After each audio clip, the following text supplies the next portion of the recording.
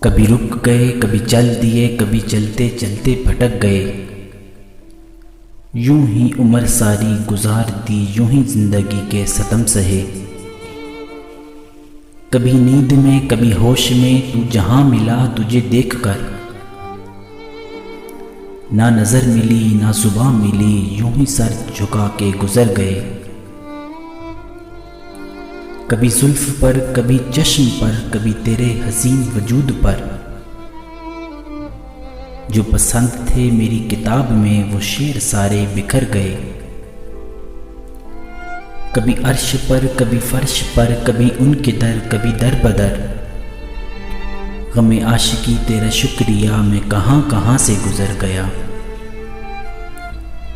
کبھی راستوں میں تنہا، کبھی ہوں گرود صحرا، میں جنوں کا ہم سفر ہوں، میرا کوئی گھر نہیں۔